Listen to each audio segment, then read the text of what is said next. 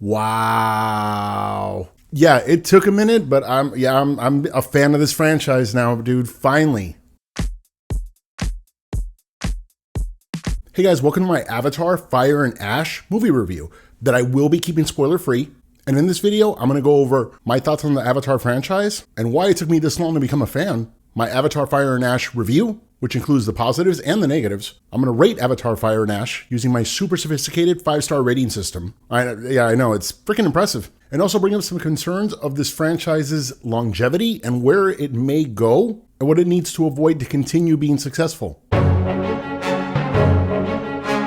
And guys, let me tell you, these last few days have been a treat for me because I saw the first Avatar when it first came out, and honestly, I wasn't really that impressed. I thought it was okay, and I can see why people love the spectacle of it, but I didn't fall in love with it like a lot of people did. The Way of Water, I actually skipped altogether because I saw the trailer, and the trailer to me, honestly, at least the one that I saw, felt like I was gonna watch 3 hours of like a Sims video game with blue people in it. Dude, they were all just kind of like hanging out, chilling by the beach.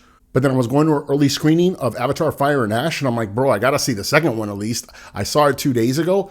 I love that movie. Avatar Way of Water was like, wow, I totally get why people love this franchise now.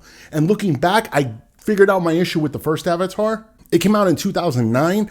I was still on my high of The Dark Knight and just the gritty, grounded reality of just that way that film was. It's a masterpiece.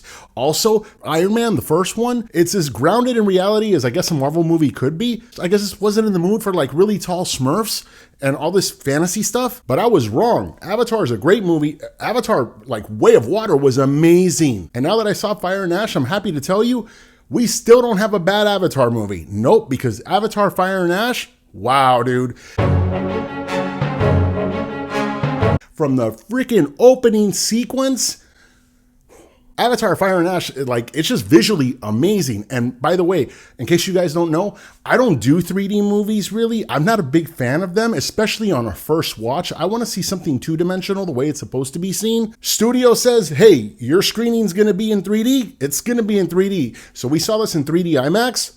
Dude, I was freaking mind blown. I don't even have to think about it to tell you, this is the best 3D film I've ever seen. I can't even tell you right now what comes in second place because this, from every single frame, a thing they do with water, where you're at the level of the water, you're just like, wow, dude, like, I was just like, dude, it's an experience, man. If you can see this in 3D, I strongly recommend it. And there were some moments, even with Way of Water, where I was just like, it looks a little bit goofy when they walk around. Like, it took a little bit to get adjusted to, especially seeing Miles, the bad guy. And by the way, I'm not good with the names. I got, give patience. I'm a new fan. But like Captain Miles, whatever the hell his name is, seeing him as a freaking Avatar in the beginning of part 2, I was like, ugh, it was kind of weird. I had to adjust. Here, bro, it is all just so natural looking, even with the real people in it that are like humans.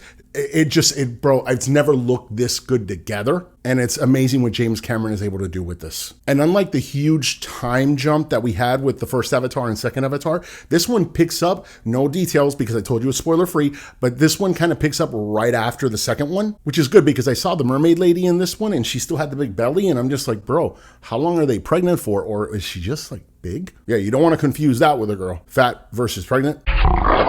But no, it turns out this is like right after. So yeah, it makes sense. And even though it is right after, there is some evolution of characters here that I really do like. Where the kids that we saw in the second one, they're now kind of becoming more main characters and it feels very natural. Don't get me wrong, Jake Sully and Miss Sully, whatever her name is, they're still main characters, but the kids have a much bigger part in this. And I didn't even like Spider in the second one. I thought he was like an annoying little Tarzan looking kid. He's cool in this, man. I really like him. But the real big thing here, dude, are the new villains. Wow. I don't even know what they're called, but they have that crazy chick that's in all the posters and stuff. And that whole tribe guys, I think they're like Raiders, I think they're called or something. But they're just, think of Fury Road's War Boys with the Indians, Native Americans from Bone Tomahawk, and the Apocalypto people, all like combined. It's pretty much that, bro. And they are freaking vicious. They are cool, and they are super freaking interesting. Starting with like the main like witch evil lady girl. Yeah, she's awesome, dude. And no offense to like the Captain Miles guy, his real life person and his Avatar person from part 2, but this is easily the best villain in all of the Avatar freaking franchise so far, dude. She's freaking, yeah. And they also don't make her one-dimensional because they do give her some layers, a little bit of a backstory. But dude, just the imagery that they do with her, like her eyes pierce through you in kind of like a really unsettling way. And it is uncomfortable for me to say this right now, but for you guys that know my channel, I've always tried to keep it real with you. There's a scene that's like, no detail, but like, there's like a spell done with like some hallucinations and stuff. And dude, I don't normally go for this, but she was hot.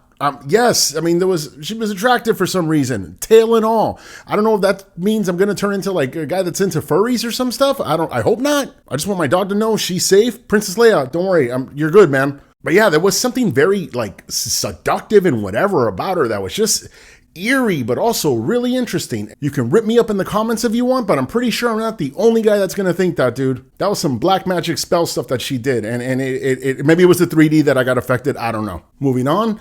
There's some real deep moments here, dude, like real character development. There's a lot of like father-son kind of relationship thing going on with more than just his son. And you feel some stuff, man. Yeah. Something else I really love here is this is not a movie that's like, oh, the message, because it's actually kind of like a reverse thing. Dude, it's a good message. It's the fact that I don't care what color you are, you shouldn't judge another person by the way they look, because that hate can consume you in a very negative way. And that is a powerful message here. It's not like front and center where you're like, oh God, the movie's preaching to me. Not at all, dude. It's very natural, it's organic, and it's timely, yes, but nothing's beating you over the head with it, dude. And you know what? It's a good message for everyone because we're all kind of like right now. So yeah, as far as the negatives, there's no way that it's a coincidence that Way of Water was 3 hours and 12 minutes and Fire and Ash is 3 hours and 12 minutes. No, bro, that shit was done on purpose. Where Way of Water felt like it should have been 3 hours and 12 minutes, there were moments where we slowed down a little bit in Fire and Ash, and it's like, yeah, I'm feeling a little bit of the runtime. Like maybe like, and I can't help but think that in the editing room, James Cameron was like, no, we have to keep that there because we want to hit that 3 hour, 12 minute mark. The movie didn't drag. It wasn't like, oh my God, they could have shaved like 30 minutes off the film. It wasn't like that at all. No, but it felt like this movie was trying to get that at 3:12 where the other one wasn't. And I hope this isn't a case where every movie now has to be 3:12 and the other 15 films he wants to do with this franchise, because sometimes you don't need it to be 3 hours and 12 minutes. You just don't. Something else that I don't think is really technically a negative, but it did kind of annoy me, was the whales. And yes, I know they're not whales, but to me, they're freaking whales. They're freaking Pandora whales. Those guys, it kind of threw me out of the film a little bit, where like they do their noise and it's like, and then the subtitle will be there, and the subtitle is like, it's weird. Like, oh, they don't like me. And he's like, and it's kind of funny when you read the subtitle versus the noise they make. It doesn't kind of go together. And there are times it was just kind of funny. Plus some of the like lingo was weird with like the humans, especially Spider, where Spider's like, suck my ass or like this and that and like insulting, but like it was very like modern. And I get it. It's he learned it from Sully. I get it. But it's like, I wouldn't have been surprised at some point if Spider was like 6'7", and it's like, what? Yeah, so it was like that. Maybe a little too modern. The other thing, and I'm going to get into it more now, but it's more familiarity. But before I do that, because that's my concern of this franchise, let me just rate this, dude. And let me just tell you, dude, Avatar, Fire and Ash, for fans of the film, they're going to freaking love this crap. Even if you're not that much of a fan, you watch this shit in IMAX 3D, you're going to love this crap too. Yeah.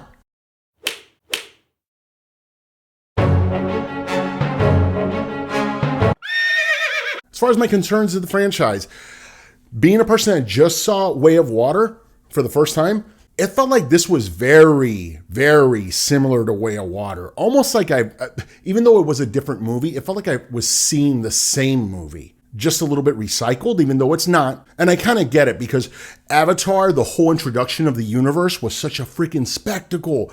Way of Water, introduction to the ocean and all that stuff, that was a spectacle. And that was like, wow, you just had new villains. Because you were in the ocean, you were in the forest for a little bit, but you basically, all the other stuff you've kind of already seen. You just had new villains. And I don't know if that justifies 3 hours of a new film where it's just new bad guys and there's not a whole lot, because there's no real people. I mean, not really. Like, it's all visual effects. And yes, I'm sure they wear their green stuff with the green screen and all that stuff, and it's very sophisticated and it's beautiful. And James Cameron, does a freaking awesome job. But I think that if we're going to continue this, dude, we need, and for 3 hours and 12 minutes each time, we need to put ourselves in new lands, new this, new that, where it's a totally new visual. Because there's a familiarity thing going on with part 2 and 3 that I can't help but feel like there wasn't enough new stuff in this film. That said, the visuals, just wow. Yeah.